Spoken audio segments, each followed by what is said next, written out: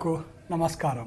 ఈరోజు విషయం వచ్చేసి సోనియా గాంధీ రాహుల్ గాంధీని ఈడీ అరెస్టు చేస్తుందా అనేది ఎందుకు ఈ సంశయం వచ్చింది అంటే, అసలు చాలా రోజుల నుంచి ఇది పేపర్లలో వస్తున్న వార్తే, మీకు అందరికి తెలిసిన వార్తే. నేషనల్ హెరాల్డ్ కేసులో వీళ్ళిద్దరిని తల్లినేమో సోనియా గాంధీని A1గా రాహుల్ గాంధీని A2గా డిక్లేర్ చేశారు. అంటే ఛార్జ్ షీట్ వేసేసారు వాళ్ళిద్దరి మీద. అయితే ఇప్పుడు కేసు ఫైల్ అయింది, వాళ్ళిద్దరు మీద ఆరోపణలు రుజువు అయినట్టుగా, అంటే ఇంకా కోర్టులో రుజువు కాలేదు, కానీ వాళ్ళు ఈడీ వాళ్ళు వీళ్ళిద్దరు దాంట్లో ఉన్నారు, ఇన్వాల్వ్మెంట్ ఉంది వీళ్ళిద్దరిది అని డిక్లేర్ చేశారు. అయినా కూడా ఇంకా అరెస్ట్ చేయడానికి తటపటాయిస్తున్నారు. ఎందుకు? ఇదే నేను కొంచెం విశ్లేషించదలుచుకున్నాను. దీనికి మామూలుగా చాలామంది అనుకున్నట్టు ఈడీ సిబిఐకి ఐటీకి గవర్నమెంట్కి ఏం సంబంధం ఉంటుంది, వాళ్ళ పనులు వాళ్ళు చేస్తారే అని అంటారు. కానీ మన దేశంలో అది సాధ్యం కాదనేది అందరికీ తెలిసిన విషయమే. ఇవన్నీ కూడా గవర్నమెంట్ చేతుల్లో, ఎవరి పవర్లో ఉంటే వాళ్ళ చేతుల్లో ఆయుధాలు అనేది అందరికీ తెలిసిన సత్యమే, అది జగమరినది. నాకు అదంతా ఇప్పుడు నేను అది కూడా విశ్లేషించదలుచుకోలేను. యాక్చువల్గా ఇక్కడ సోనియా గాంధీ ఇప్పుడు చాలా ఓల్డ్ సిటిజను. రాహుల్ గాంధీ అంటే యంగ్. ఓకే, అతను అరెస్ట్ చేస్తే పెద్దగా ఇబ్బందులు ఏమి ఉండవు. కానీ మన దేశంలో సానుభూతి అనేది ఒకటి చాలా పవర్ఫుల్గా పనిచేస్తుంది. ఆ ఆయుధాన్ని ఉపయోగించి చాలామంది ప్రైమ్ మినిస్టర్లు, చీఫ్ మినిస్టర్లు అవుతున్నారు మన దేశంలో. ఇంతెందుకు, ఇప్పుడు ప్రధానమంత్రి మోదీ కూడా అతని మీద అభిమానంతోనే గెలుస్తున్నారు. కానీ అతను ఏదో చాలా గొప్ప గొప్ప పనులు చేసిండని మూడోసారి గెలిపేలే. మూడోసారి కూడా చాలా మినిమం, ఇప్పుడు వాళ్ళు ఒక ఫిజికల్ హ్యాండ్ కాపు లాంటి గవర్నమెంట్ అనుకోవచ్చు, ఫిజికల్లీ ఛాలెంజ్డ్ గవర్నమెంట్ అనుకోవచ్చు. ఎందుకు అంటున్నాను ఈ మాట అంటే, మీకు తెలుసు ఈరోజు సెంట్రల్ గవర్నమెంటు చంద్రబాబు నితీష్ కుమార్లు లేకపోతే సెంట్రల్ గవర్నమెంట్ ఉండదు, పడిపోద్ది. అంటే ఒక విధంగా ఫిజికల్లీ ఛాలెంజ్డ్ గవర్నమెంట్. ఈ పరిస్థితుల్లో ఇప్పుడు సోనియా గాంధీని అరెస్ట్ చేస్తే ఏ విధంగా సింపతి వస్తుంది వాళ్ళ వైపు అనేది వాళ్ళకు బీజేపీ గవర్నమెంట్లో ఇప్పుడు ఉన్న పెద్ద ప్రశ్న ఇది. ఎందుకంటే మీరు చరిత్ర అంతా తిరగదోడుకుంటే చరిత్రలో చాలా విషయాలు మనం చూసుకున్నట్లయితే, జయలలితను కరుణానిధి అరెస్ట్ చేయించిండు. రెండోసారి జయలలిత అఖండ మెజార్టీ తోటి మళ్ళీ చీఫ్ మినిస్టర్ అయింది. అలాగే జగన్మోహన్ రెడ్డిని కాంగ్రెస్ గవర్నమెంట్ అరెస్ట్ చేయించింది. మంచి పీక్ సానుభూతి ఉన్నప్పుడు ఆ సానుభూతిలో వెలువలో టీడీపీ అన్నీ కొట్టుకుపోయినాయి.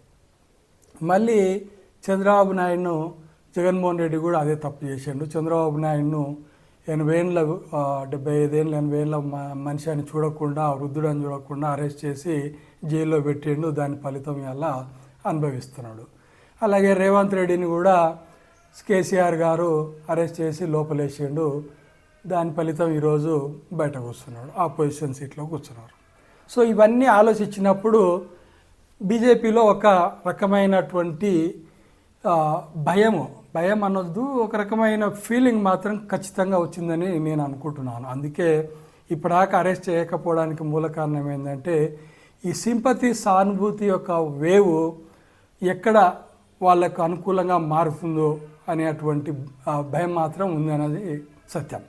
అయితే ఇది ఎందుకు ఇలా సింపతి అనేది ఎలా వర్తిస్తుంది అంటే, ఇప్పుడు నిజానికి కాంగ్రెస్లో బలమైన లీడర్ లేడు అనేది అందరికీ తెలిసిన సత్యమే. రాహుల్ గాంధీ ఉన్నా కూడా అంత బలంగా ఇంతవరకు అయితే అతని కెపాసిటీని నిరూపించుకోలేకపోయాడు.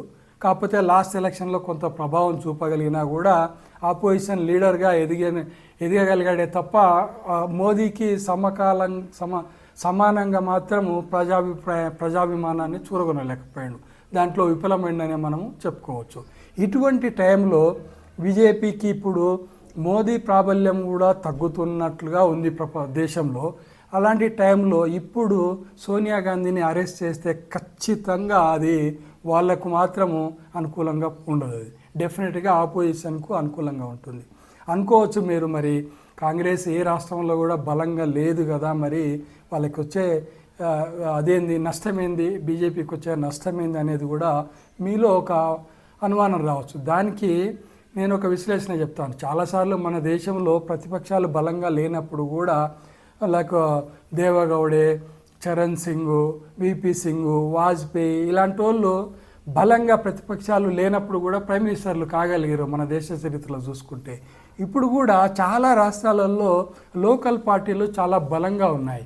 అటువంటప్పుడు మోదీ మీద ఎప్పుడైతే సానుభూతి తగ్గిపోతుందో అప్పుడు ఖచ్చితంగా లోకల్ పార్టీల మీద వైపు ప్రజలు చూసేటువంటి ఆస్కారం ఉంటుంది. వాటన్నిటిని కలుపుకున్నప్పుడు కాంగ్రెస్ అయినా గవర్నమెంట్ ఫామ్ చేయొచ్చు, లేదా దేవగౌడలాగా ఎవరినైనా ఇంకో వాళ్ళని కూడా ప్రైమ్ మినిస్టర్ చేసే ఆస్కారం ఉంటుంది. ఇదంతా నేను ఊహిస్తున్నదే. 2029లో ఇలా జరగడానికి ఆస్కారం ఉంటుంది కాబట్టి బీజేపీ కొంచెం వెనక ముందు ఆలోచిస్తుందని నేను అనుకుంటున్నాను.